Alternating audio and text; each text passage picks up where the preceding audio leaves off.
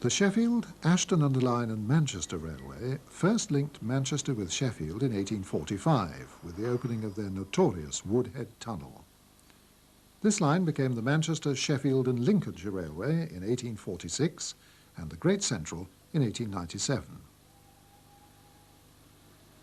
The Manchester, Sheffield and Lincolnshire Railway also operated a line running east from Penistone through Barnsley and into the Yorkshire coalfield at Wath. And in 1880, the MS&L opened a steeply graded direct link from Wath to Penistone, so avoiding the Barnsley bottleneck. Since completing this link from the Yorkshire coalfield at Wath to Manchester via Penistone and Woodhead in 1880, the Great Central had become part of the LNER and had seen a vast increase in the volume of coal and freight it was carrying. Despite quadrupling long sections of the route and adding freight loops, the Woodhead line had been operating to capacity as early as 1926. The solution to the problem was to speed up the trains and reduce operating costs, and this meant electrification. Work was well in hand at the outset of war in 1939, when the project was halted, and it was not until September 1954 that the first electrically hauled passenger train left Sheffield Victoria for Manchester. 27002 Aurora was one of 7 Cocoa locomotives built to handle passenger workings over the route. Designated Class EM2, They differed from the 58 Class EM1 Bobo freight locomotives not only in their wheel arrangement, but in their weight and horsepower. Class EM1 number 26020, now preserved by the National Railway Museum, is the sole surviving member of her class. She was built by British Railways at Gorton in 1951, and in that same year she attended the Festival of Britain. Resplendent in a gloss black lined livery, she had, because of her celebrity status, a number of special features, such as chromed window surrounds and handrails. 13 of the EM1s, including 26020, were fitted with steam heat boilers for use on passenger duties. The other 12 all carried the names of Greek gods, but 26020 was destined to remain nameless. The electrical equipment for these locomotives was supplied by Metropolitan Vickers Limited and consisted of 4 Type 186 electric traction motors, each supplying 467 horsepower to the 4-foot 2-inch diameter spoked wheels. The control system was electro-pneumatic and their maximum speed was 65 miles an hour. The locomotives were fitted with air, electric regenerative and rheostatic braking. All were fitted for vacuum brake train operation, although later a handful were also equipped for the air brake system on merry-go-round trains. In service, the locomotives were reliable, and after the rigours of working steam locos up to and through the Woodhead tunnel, they were welcomed by the engine crews. In the cab, the straight air and vacuum brake valves were on the left of the driver, with the master controller and auxiliary switches on the right, and the instruments and other gauges mounted straight ahead. Many features of the loco's design are credited to Sir Nigel Gresley, and the riveted construction of the loco's body and underframe is indicative of the common ground she shares with the steam locomotives constructed at the same time. Until the EM1s took over, these classic shots of steam at work on the Worsborough incline show how 4 locomotives were needed to lift a 600 to 700 ton train up the 1 in 40 gradient. It took some 15 minutes to cover the 2 miles, including the 2 Silkstone tunnels, for which the engine crews were supplied with respirators. Until the advent of electric locomotives, the mainstay of heavy freight steam power was the 280 in the shape of ex-Great Central Railway Class 04, plus the later 02s and austerity locomotives.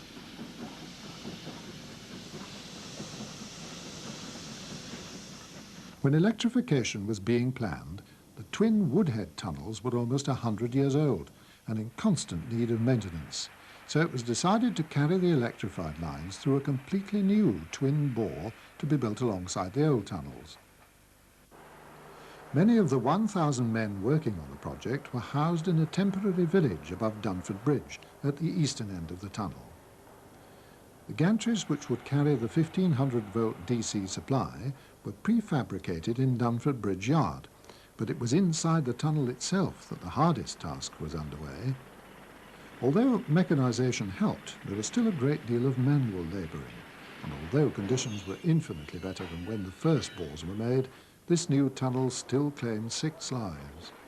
Over its 6-year construction period, the original bore had claimed 26 lives.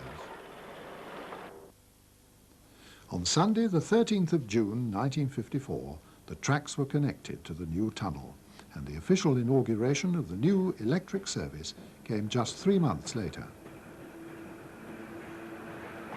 Enthusiasts and public alike were stunned by the apparently effortless performance of the new locomotives. Quite simply, they were revolutionary. Trains Illustrated hailed the project one of British Railway's greatest post-war achievements. In the main power control centre, adjacent to Penistone station, the chromed instruments and control desks represented the last word in contemporary design practice, as did the building's architecture. Another indication of the rate of progress was the number of steam engines relegated to the scrap line at Doncaster. Classes which had put in sterling work over the Woodhead route for years were reduced to their component parts in as many hours. Displaced ex-Great Central locomotives, from the humble Class N5s to what had been the pride of the Great Central Railway's locomotive fleet, the 440 D11s. This particular locomotive, built in 1920 and named after a director of the Great Central, still carries its nameplates as the cutter's torch drew near. The inaugural electric passenger service was hauled by EM2 Electra, leaving Sheffield Victoria at 11:45 a.m. on the 14th of September 1954 and touching 92 miles per hour as she tackled the lower Pennine slopes.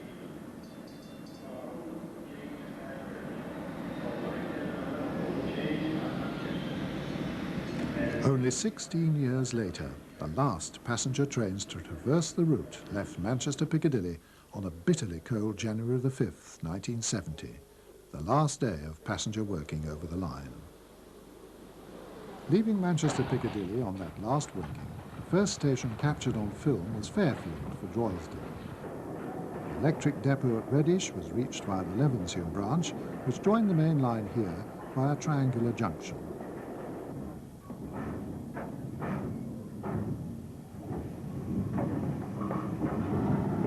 The numerous junctions around Guide Bridge sent out lines to Stockport, Staley Bridge, Miles Platting and Droylsden, as well as the Manchester-Sheffield route. A number of EM1s could always be found awaiting duties in the extensive yards to the east of Guide Bridge. By the time Dinting was reached, our cameraman had reloaded with black and white film for the climb up to Woodhead. Pausing at Hatfield, a second passenger working approaches from Sheffield. Now we're climbing past Torside Reservoir, heading for Crow Edge.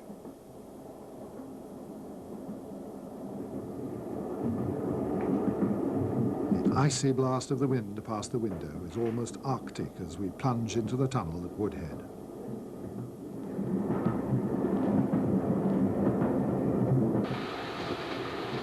Three miles and 66 yards later, we emerge at Dunford Bridge, and our cameraman saves his next shot for the signal box at the west end of Penistone Station and the Power Control Centre.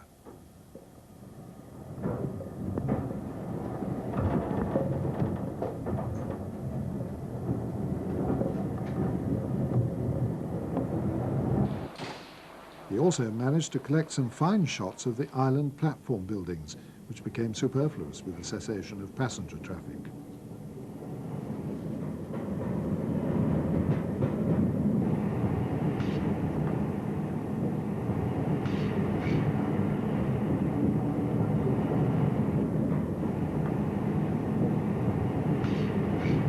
Sheffield, Victoria, and the last day in service for one of the city's two major stations, its raison d'etre vanishing along with the passenger service over Woodhead. A short-lived experiment was the fitting of rotary windshield wipers to several of the EM2s, such as 27002 Aurora, seen here at Sheffield, Victoria.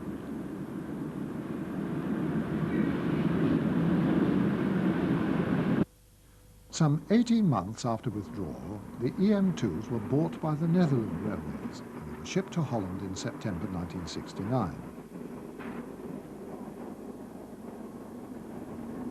The Netherlands Railway already had experience of the EM-type locos since the prototype EM1, number 26,000, had been provided on loan to them from 1947 to 52, when the Woodhead electrification was completed. Whilst in Holland, the loco gained the nickname Tommy, and this name became official on its return to British soil. In Holland, number 27002, Aurora, received the NS number 1506, and together with 5 other EM2s, she was refurbished with electric train heating, air brakes, right-hand drive, and the yellow and grey NS livery. 1506 Aurora was due to return to England for preservation at the Manchester Museum of Science and Technology, but she was damaged by fire, and 1505 Ariadne was substituted in her place. Ariadne has retained her NS livery and fittings in preservation. But this is how we should remember electric passenger services over Woodhead. Class EM1 26054 Pluto, leaves Penistone with a Marylebone to Manchester express.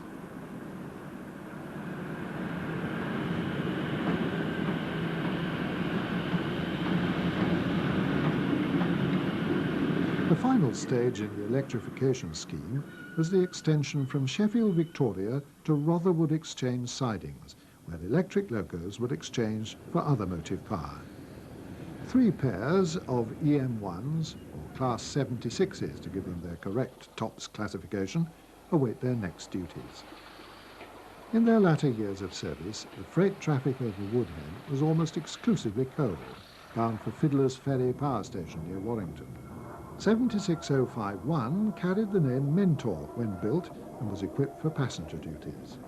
The 76s were coupled in pairs to handle trains of around 1,200 tons as far as Guide Bridge, where diesel power took over.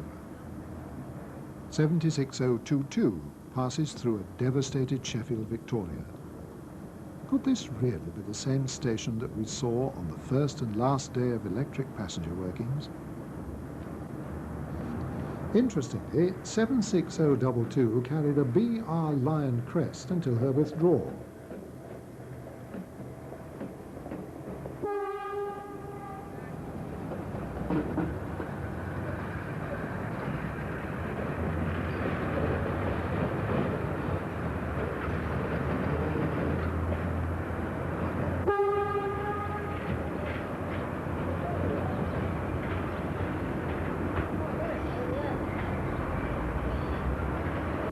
The only passenger service left through Victoria by that time was the DMU service from Huddersfield, and this was routed into Sheffield Midland Station.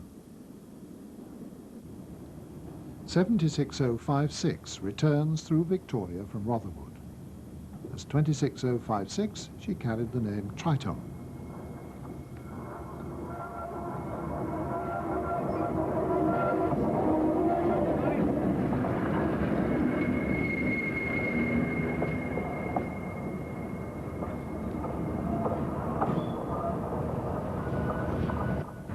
Wath was the locomotive depot for the eastern end of the line.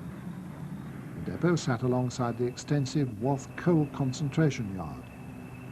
Built by the Great Central, this yard extended for 1¼ miles from Wath Station to Elsica Junction and included 36 miles of sidings.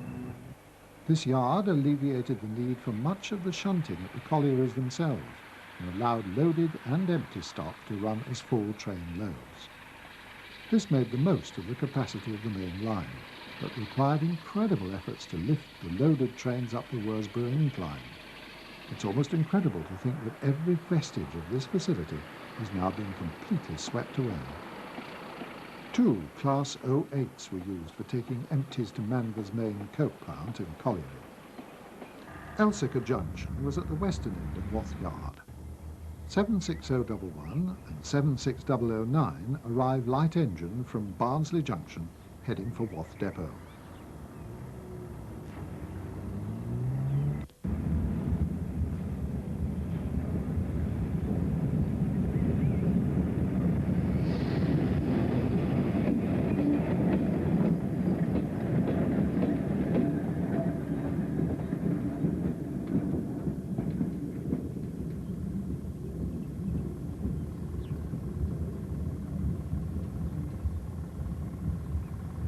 The Class 08 is preparing a Scunthorpe-bound freight.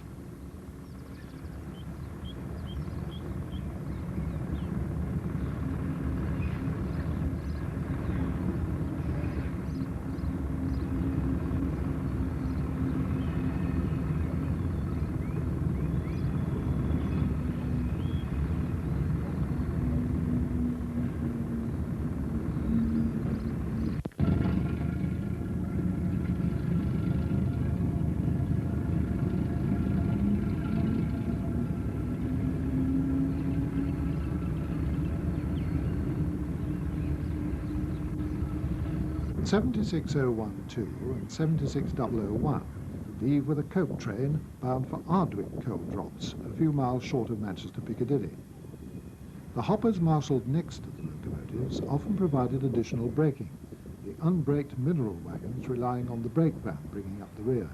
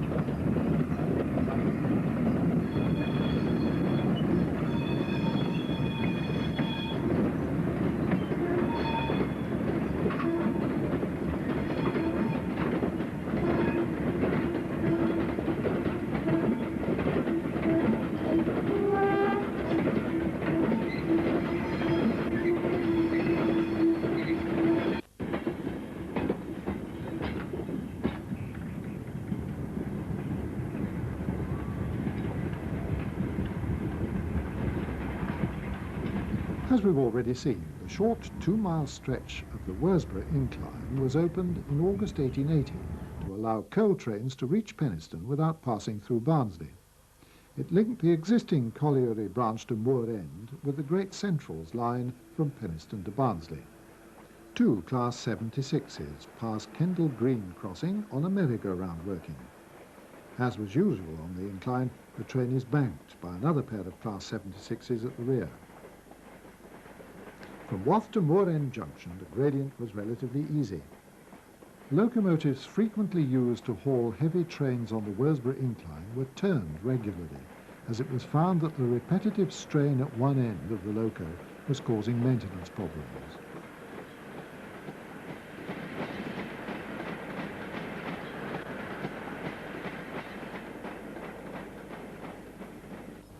While still following the course of the old Moor End branch, the line crossed the Sheffield Leeds section of the M1.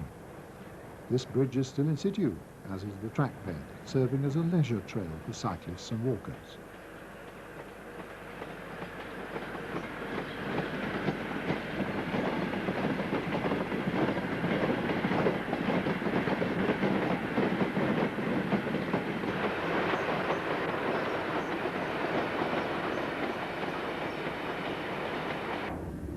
A half-mile further along the route is Strafford Crossing, where another merry-go-round working has been recorded on film.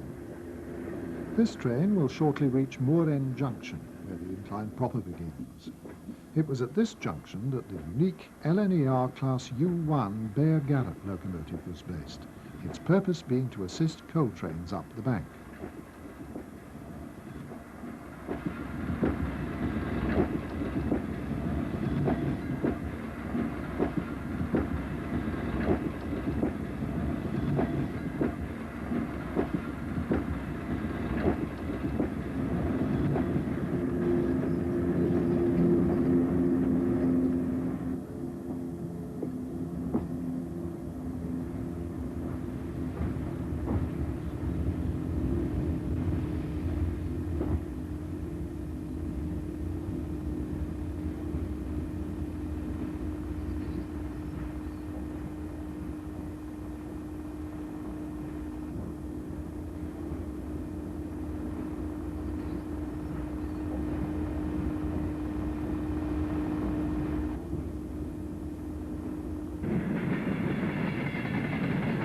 (76035 and 76039 passed through the 2 Silkstone tunnels near the top of the incline, with a return working of empties.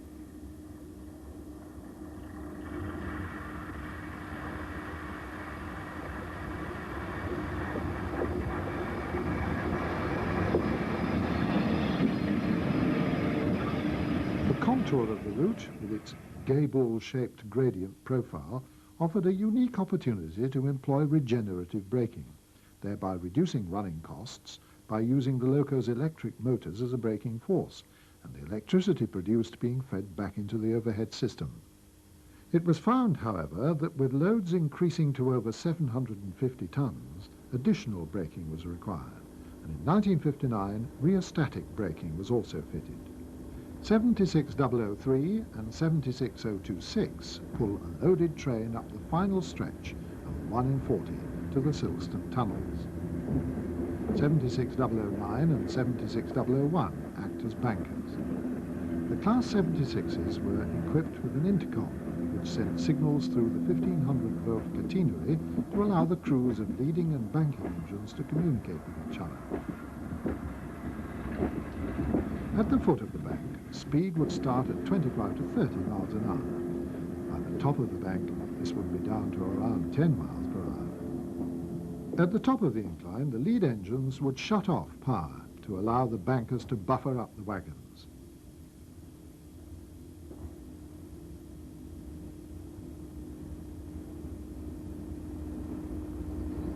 Once at the top of the bank, trains pass through Ox Spring Tunnel and over Ox Spring Viaduct to arrive at Barnsley Junction.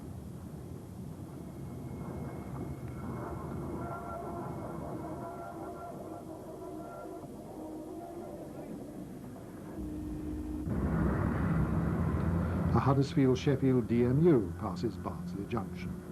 Extensive sidings around the junction allowed banking engines to drop off their train and return light to Wath or to Woodhead Junction to assist the next train.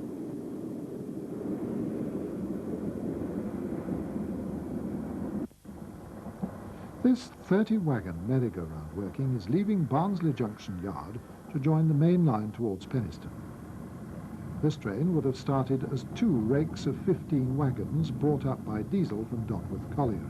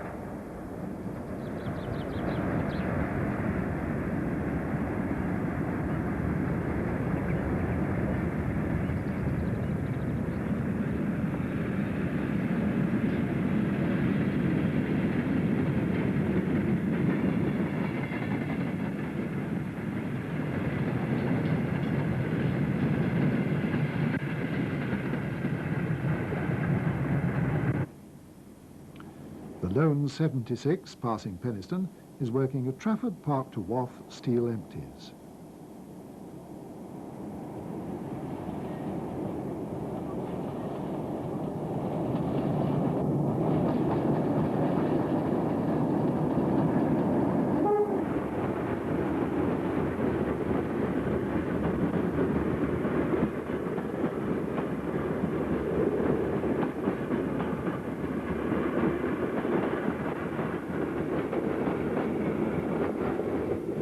The Class 37 brings a permanent way train off the Woodhead line.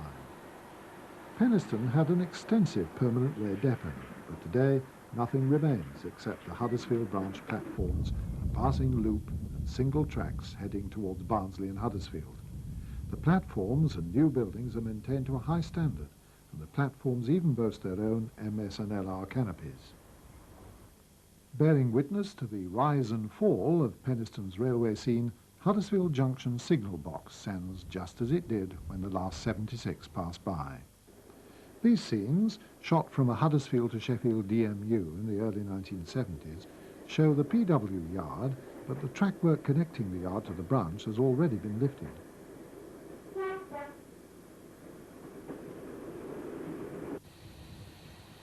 These views were taken from a Bradford to Sheffield special, which passed through Penistone from the Huddersfield line and followed the route of the Wath coal workings through Barnsley Junction and past the top of the Worsborough incline.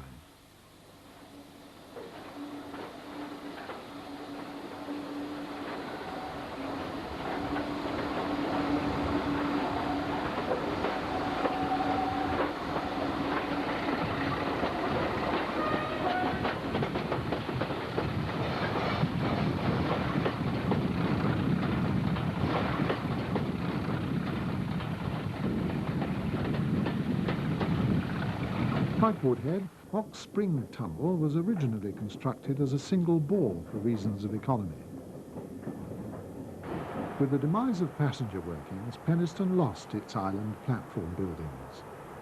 76022 and 76023 head slowly towards Barnsley Junction with empty mineral wagons.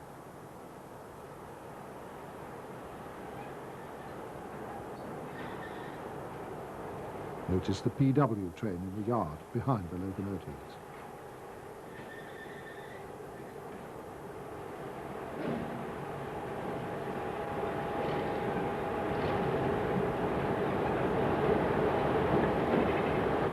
At the Manchester end of the platforms, a succession of 76 haul trains pass the power control centre.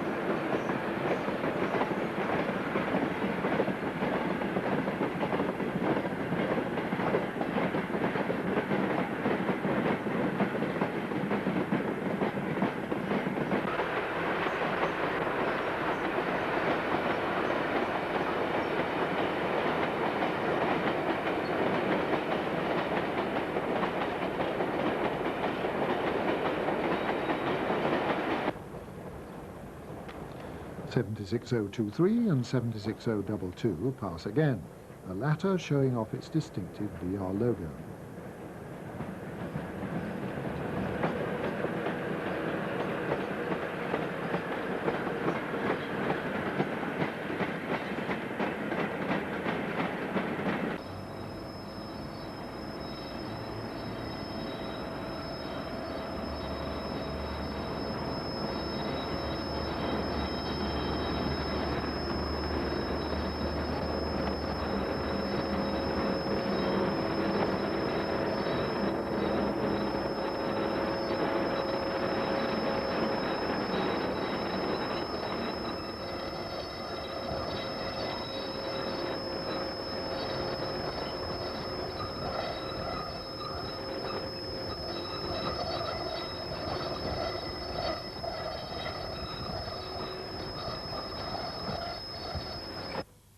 The site of the original Penistone station was half a mile nearer to Manchester, but this was superseded by the station at Huddersfield Junction in 1874.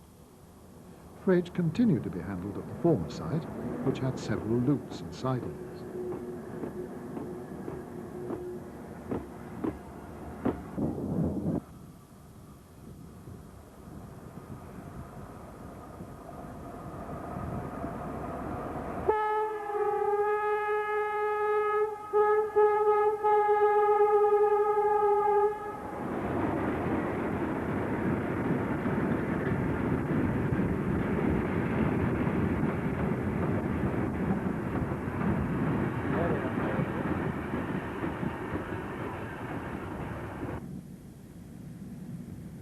Heading west towards Dunford Bridge, Shaw Hall Crossing was another favourite vantage point for photography.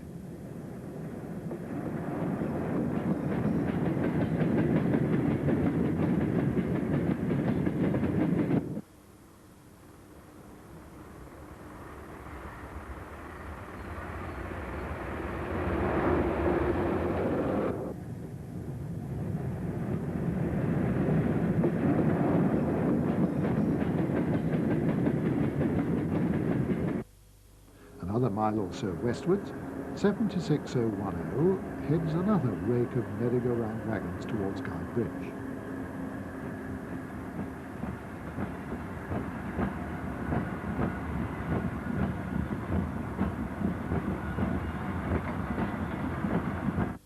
The condition of Hazelhead Bridge signal box had deteriorated steadily since closure of the station in 1950.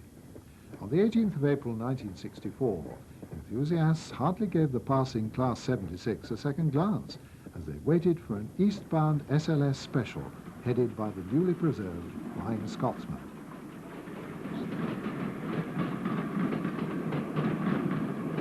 These fine views over the hills show just how close Dunford Bridge East box was to the outlying districts of Penistone, the line curving steadily around the town.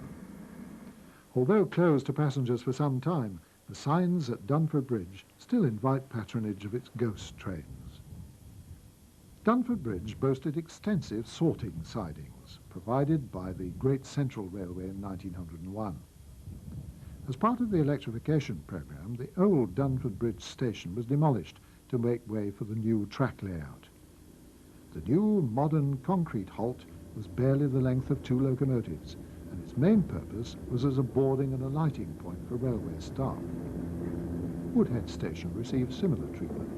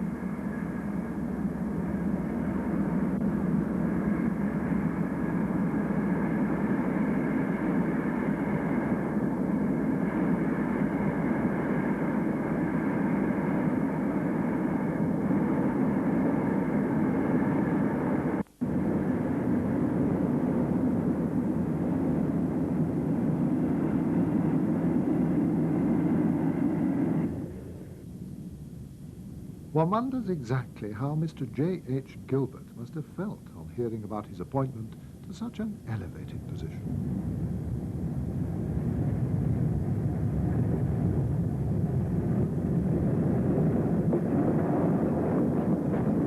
All its buildings demolished and track lifted, the route westwards from Woodhead is now a cycle track and leisure trail. A strange end for a link which so many people gave their lives and health to provide. But it hasn't always been like this at Woodhead. Even in latter days, there were frequent freight movements with steel and other workings supplementing the inevitable merry-go-round coal trains.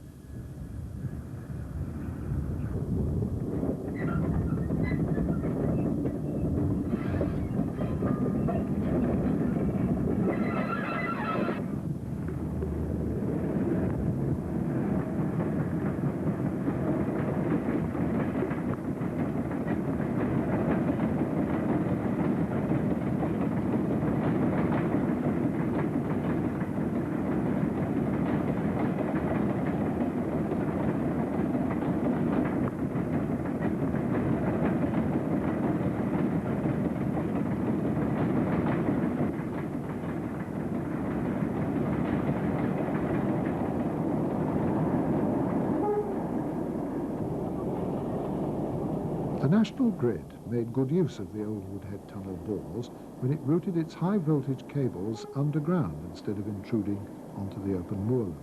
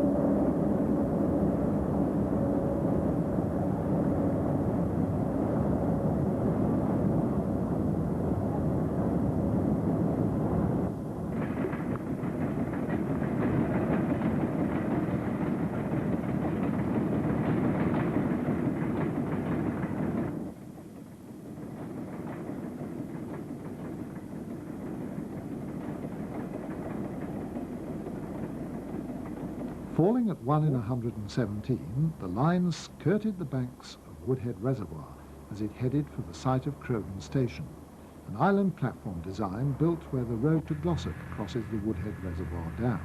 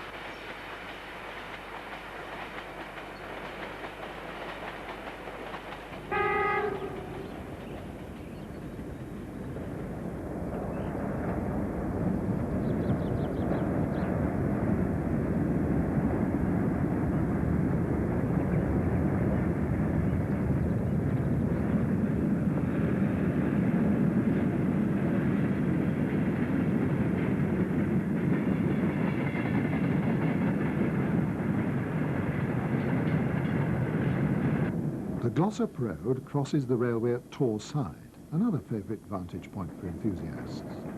In 1908, extensive loops were added both here and at Vale House further to the west in an effort to increase the line's capacity.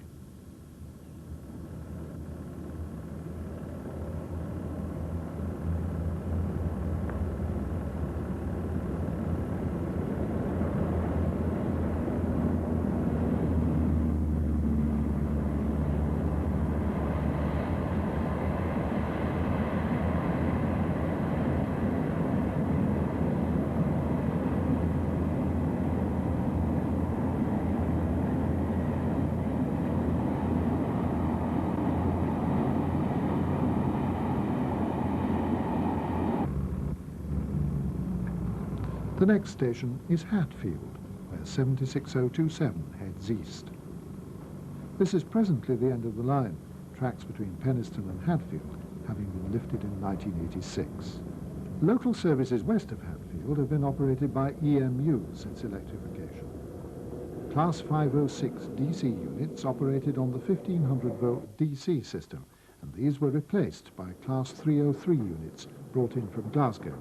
The overhead system was switched over to 25 kilovolts AC in 1984. After Hatfield, we reach Dinting, where the branch to Glossop leaves the main line by a triangular junction. Dinting Vale Viaduct takes the main line on towards Manchester and Mottram Marshalling Yard.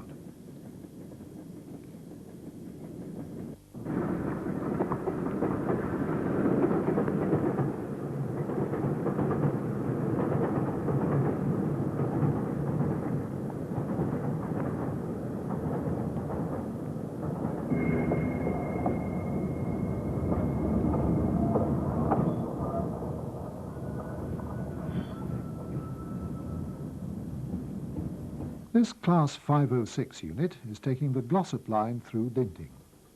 The return working will take the unit on to Hatfield on the only side of the triangle which bypasses Dinting station. The small engine shed at Dinting once provided a base for the Dinting Steam Museum and was home to several mainline locos. Class V2 Green Arrow arrives to collect Midland Compound number 1000 before passing on towards Manchester to work an enthusiast special.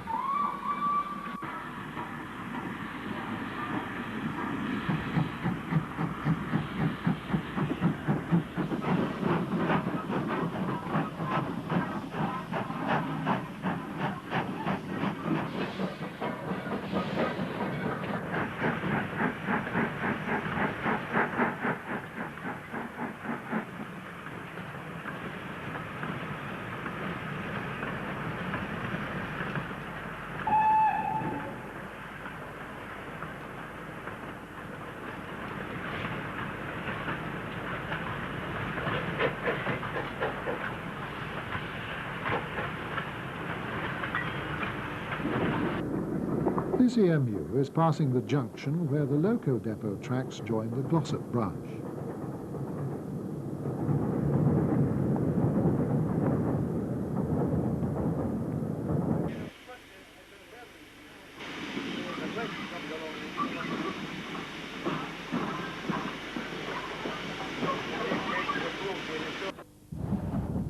In its original form, the viaduct at Dinting was found to be in need of additional support, and so 7 extra piers were added in 1919, since when the viaduct has been trouble-free.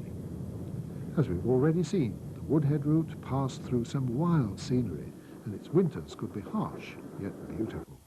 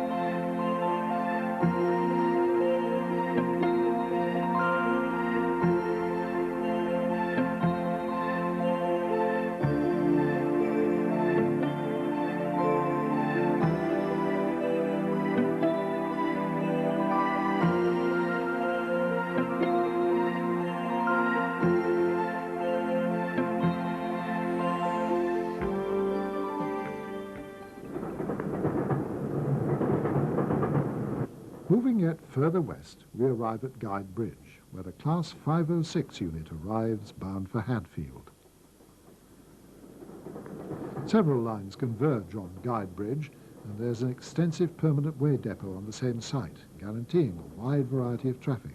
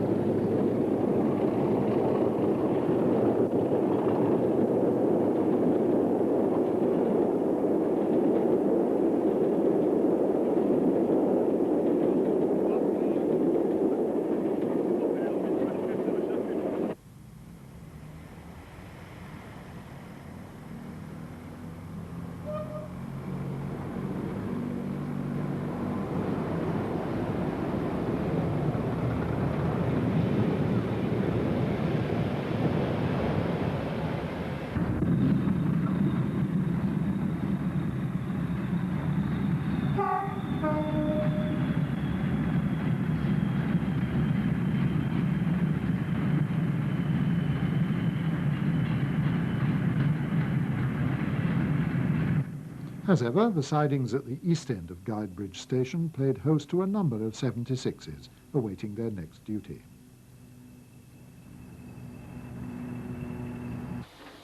Completing our coverage of the line, these views were taken from a southbound train on the four-track LNWR lines, which ran alongside the GC route from Piccadilly to Ardwick.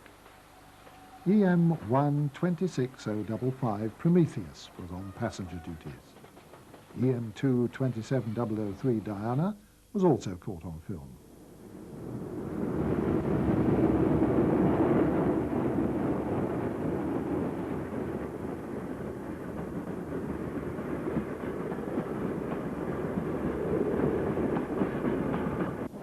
During its declining years, the Woodhead route attracted a number of specials. And EM1 hauls such a working which utilised the GWR Society's rake of vintage carriages, seen here passing Crowden.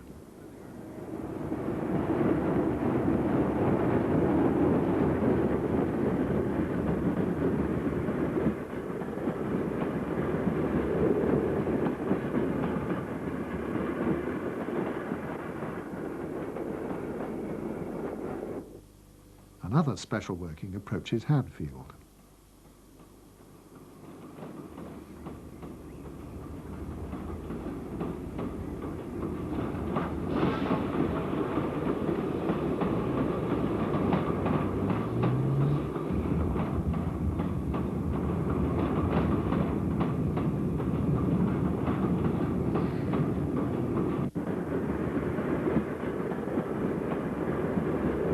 Friday, July the 17th, 1981, and the last complete day of workings over the Woodhead line.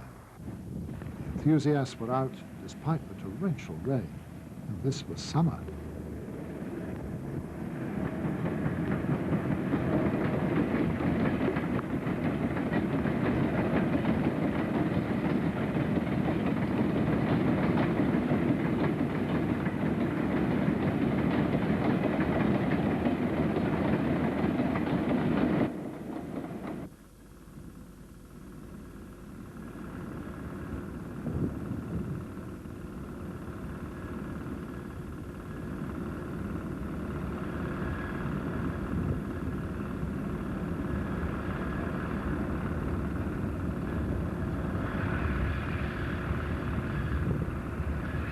Notice the number of passengers aboard this eastbound EM1 hauling scrap.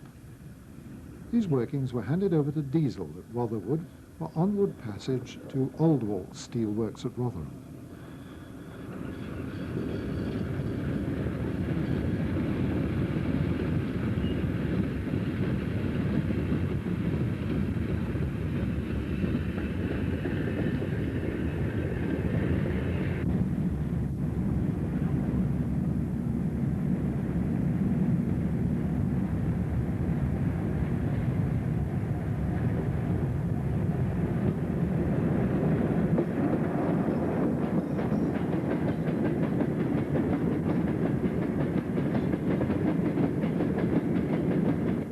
These 76s are awaiting their very last turn of duty at Barnsley Junction sidings. A Class 45 shunts the full coal wagons it has brought up from Dogworth Colliery.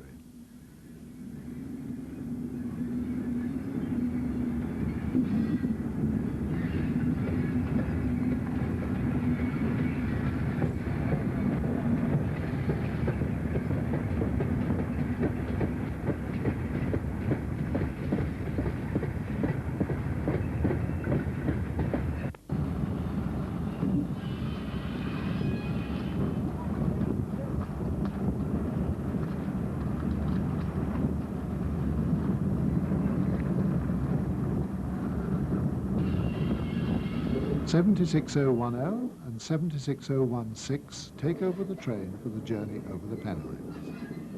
This will probably be their last trip under the hill, as the locals call it.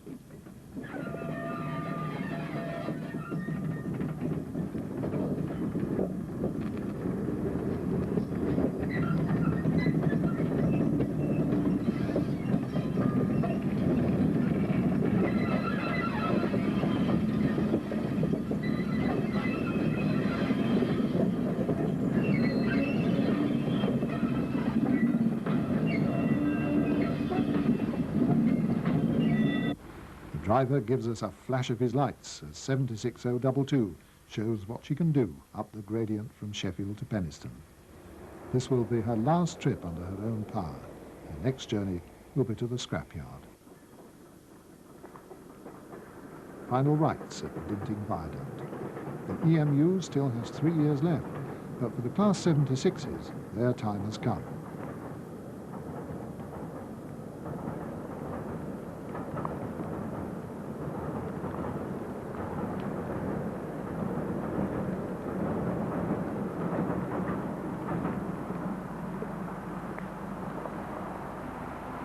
This was the last train of the day to pass before dusk. The final train left Elthicke Junction at 5 a.m. the next day, and the Woodhead route had closed after 136 years of railway operations.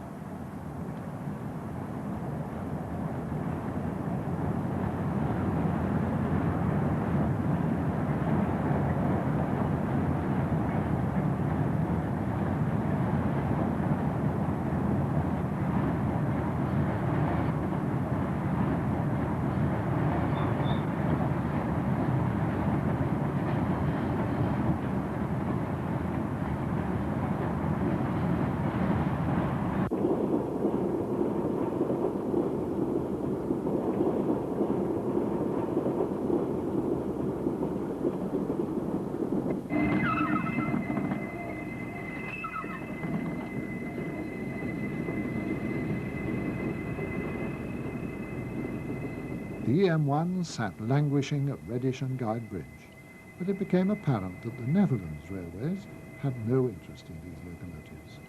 The majority ended their days at CF booths in Rotherham.